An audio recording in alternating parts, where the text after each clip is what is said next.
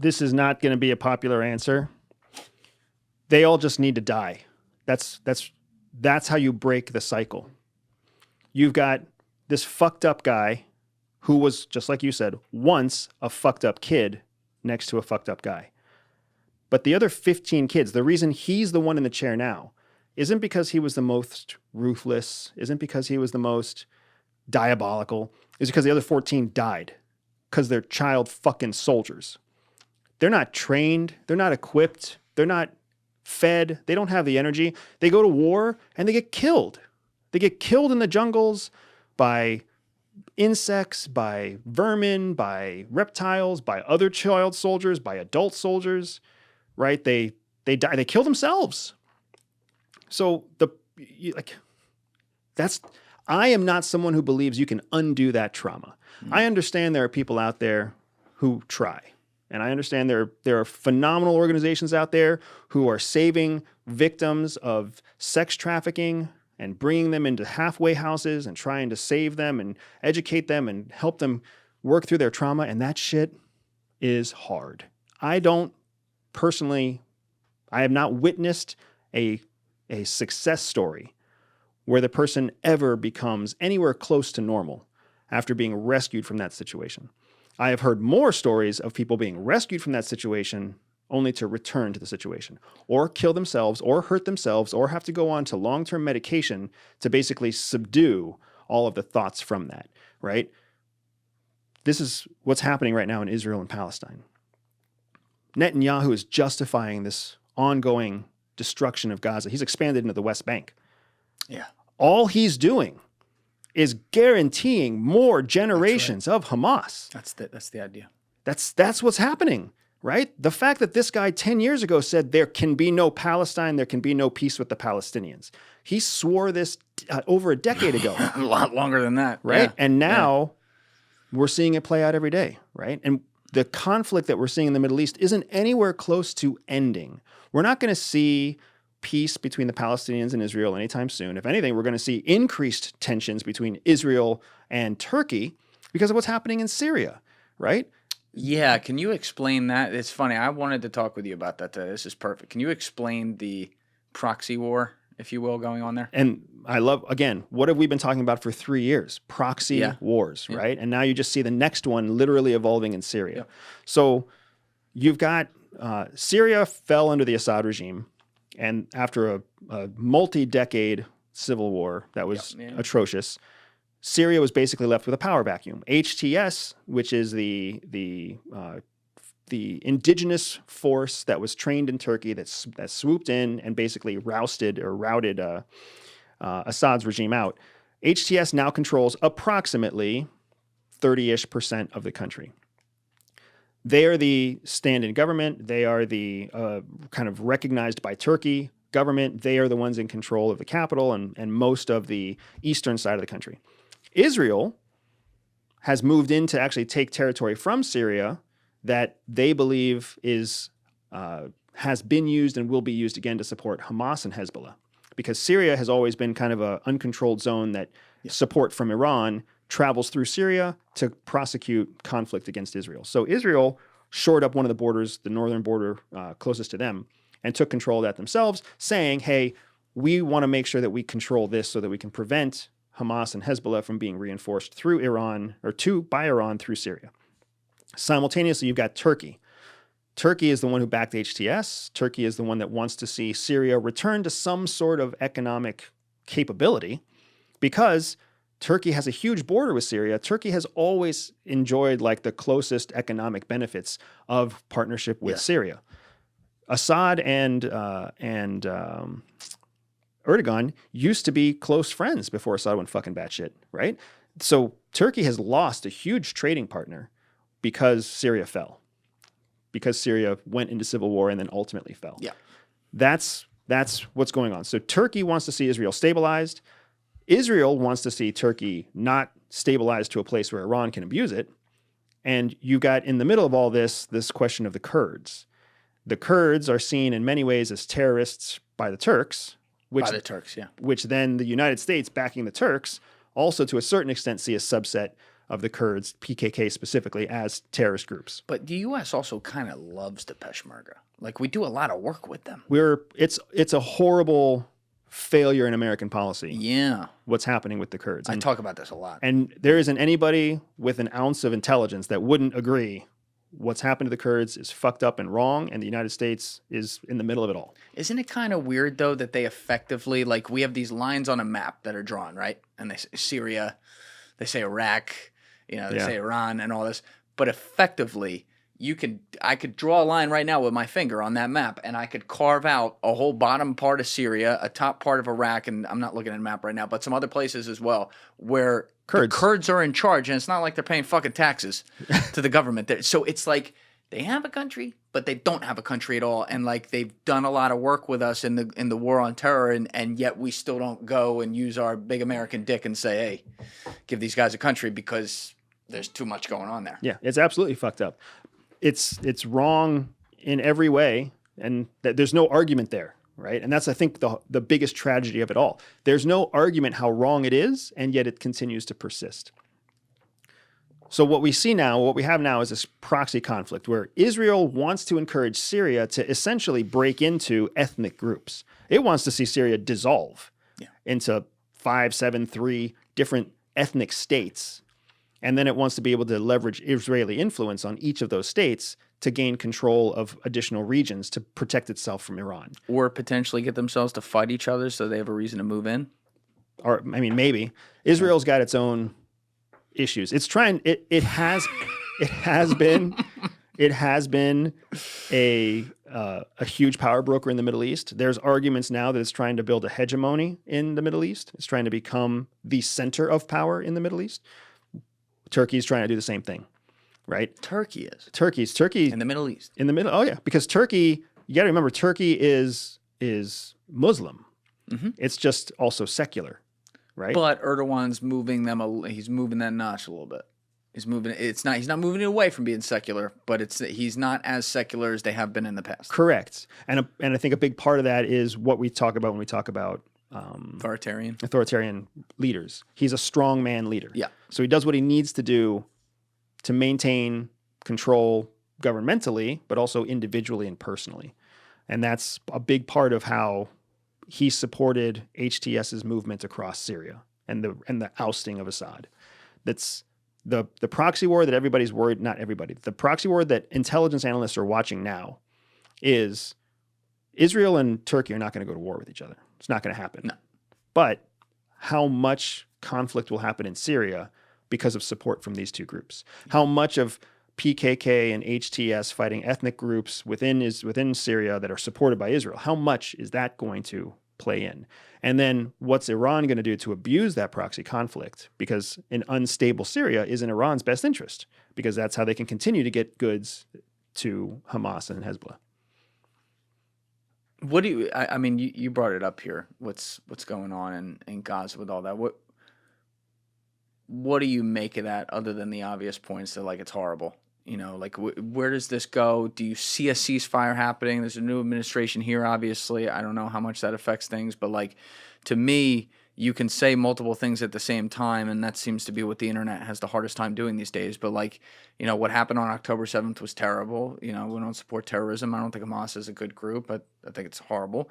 Hezbollah, same thing. I have no problem with them getting killed. But when you look at the imagery of Gaza, and not just, a quick propaganda video, but when you actually look at full-blown, massive miles of video where you just see a completely leveled place, as a human being, I say to myself, I always just bring it back home. I'm like, listen, we had Bush Cheney here.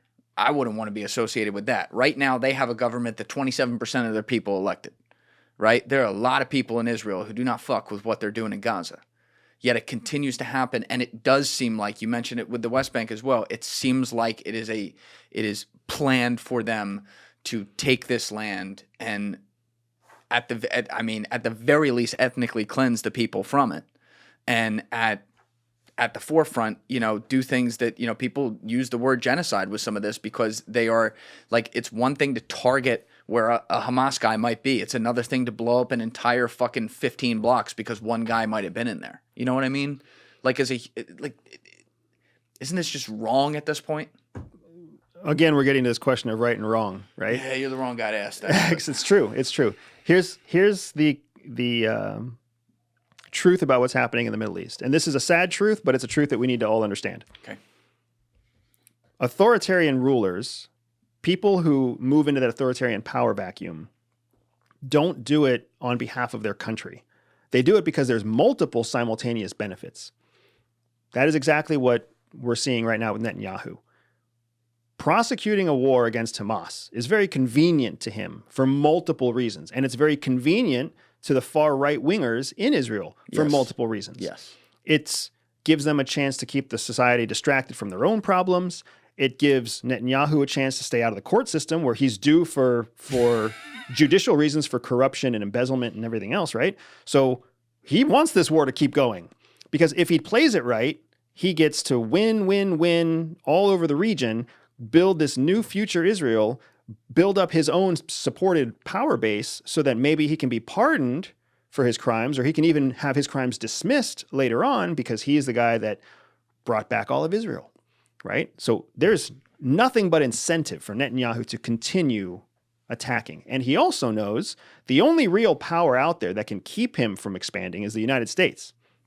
And Donald Trump, being in control of the United States right now, is going to continue to let Israel run on whatever line it wants to run. And why is that? Because upsetting Israel and upsetting the Jewish diaspora in the United States is a bigger risk to the United States than it is worth policing Netanyahu, right? Having a base of people in the United States that support Netanyahu and having a good relationship with Netanyahu is economically better for the United States. Having Israel win, having Israel destroy Palestinian territory, rebuild infrastructure, having them annex space in Syria and turn it into economically viable land, all of that is in the United States' best interest economically. So why would you stop that? It makes total sense, and Netanyahu knows that. So he's going to keep doing what he's going to do because he knows Trump's not going to get involved. Getting involved is a purely social move, not an economic benefit. And I've talked to you about this before. Like at the core, geopolitics is just economics. Economics, yeah. Right? Why does Turkey care so much about Syria? The economics, right? That's it. So why does the United States not give two shits about Syria? The economics, right? We've watched this play out in Ukraine. We've watched this play out in Gaza. There's no economic benefit to us. So, and even worse, there's an economic benefit that does come from the expansion of power. Isn't there an economic disincentive, though, to allow or tacitly not get involved in a conflict where Israel is effectively creating a powder keg of the next generation of people who are going to want to kill them and by proxy people in the United States for supporting this? Economically, that's got to be bad long term. Yeah, but you're talking about like a scale where you've got 5 coins in one hand and 1 coin in the other. Like, is there a disincentive? Yes. Is it enough to change the weight? No. And here's the geopolitical example. The Middle East, the Khaliji states of Saudi Arabia, UAE, Qatar, they hate what's happening right now to the Palestinians. And as long as the United States doesn't pull the leash on Israel, they're looking at the United States saying, hey, you could fix this, but you're not. So the United States has a shitty kind of diplomatic relationship right now with Khaliji Middle East, with the Khaliji Arabs, because of what's happening in Israel. But they can still work that, right? Because at the end of the day, Saudi Arabia still needs our weapons and we still need their oil. So we're kind of like, we can both agree that what's happening in Israel isn't right. And Donald Trump can meet with, MBS and say, hey, I'm going to call Netanyahu. And he can call Netanyahu and then he can call MBS and be like, talk to Netanyahu, but he's not changing his mind. Like, that shit can be dragged out for a long time. It's like the two guys who are sitting there just staring out like, yeah, it's so bad. Yeah, it's a donkey show. Anyway, how about that deal? Is that going through on Friday? Yeah, that's what it feels. And it's not to make it a comedy movie because it's not. There's people's lives in the middle, but doesn't surprise me. That's what it comes down to. And what I think is a phenomenal thing in history right now that we all get to witness is we get to see this play out in multiple places simultaneously. When you see the same result multiple times, you can't help but accept the truth. We don't give two shits about Ukraine because there's no economic benefit for us. We don't really care what's happening to the Palestinians because there's no economic benefit to us. We don't really care what's happening to the Syrians because there's no economic benefit to us. So even though we could and should, based on the international image that we've painted for ourselves as the United States, we should be involved, but we're not involved. In fact, the organization that would help the most was USAID, and we have instead gutted and shut it down. Damn it. I knew we needed them. So, I didn't know we needed them. That's the point, right? We could be creating hospitals. We could be doing humanitarian support. We could be evacuating children to safe harbors so that they can have education, so they don't have to grow up in that trauma. But I hear you. Let's go back to that, to the initial point at the beginning of this podcast, and we went on an awesome, very long weave right there, but let's weave our way back here. So you had said U.S. aid was good, and you were like, prior to Trump won, right? So let's start there. What happened that made it not as good? It's not as good. It's less effective. It's less effective. In a world that's controlled by authoritarian powers, soft power doesn't really play well, right? It's the difference between, like, when you're flavoring a soup with salt versus flavoring a soup with paprika, right? Soft power is paprika. It might make the deviled egg look pretty, but the deviled egg still just tastes like deviled egg. You don't even taste the paprika. But you add a little bit more salt, you make a lot more flavor. Authoritarian rulers can add salt to whatever they want to add. They can smash heads. They can smash heads. They can make people disappear. They can close business deals. They can single-handedly write executive orders, right? That completely change policy. Soft power doesn't get to do that. Soft power takes time. It's hearts and minds. It's slow. There was a time when slow was working, because there was a time when democracy around the world was growing. And democracy means people have to develop opinions, they have to place votes, they have a say in who gets elected, right? That's not the world that we live in anymore. Netanyahu's been in power since almost 2012. I mean, technically way longer before that too. And there have actually been elections in Israel, right? Yeah, they have so many parties. Yeah, there's only been one person other than Netanyahu who was in power during that window of time, and even then, that guy was replaced by Netanyahu. Naftali Bennett, right? And you've got Bashar al-Assad in Syria that's been doing the thing. You've got Erdogan that's been doing the thing. You've got Xi Jinping that's been doing the thing. You've got Vladimir Putin that's been doing the thing. Like, countries have been growing authoritarian, and we're seeing a shift in all the other third world and developing countries, all through Latin America. You're even seeing it in European politics. You're definitely seeing it in Southeast Asian politics, where strongman leaders are taking over, and democratic leaders are backing away or losing elections, right? And that's the shift that we're seeing. That shift really started circa 2014, 2015, when we saw Erdogan in Turkey. Turkey coup. The Turkey coup in 2016. Yeah. That was a gigantic red flag. I will never forget the day that my wife and I saw that on television. We looked at each other and we were like, holy shit. What a name, too. Turkey coup. That was awesome. Turkey just had a coup that failed, and then there was all this extrajudicial punishment. And that was the most secular, most reliable government, the only really state in the Middle East that has a separation of church and state. And they just went fucking crazy overnight. And what happened a year after that? You're going to have to tell me on this one. The Ritz-Carlton prison in Saudi Arabia. Crazy. So you're seeing testing. Like this is a great example for anybody who's in the IT world, right? Boundary testing. At what point does the system fail? How far can you push it before the system fails? And that's what we're seeing, people taking steps all over the place. When does the system fail?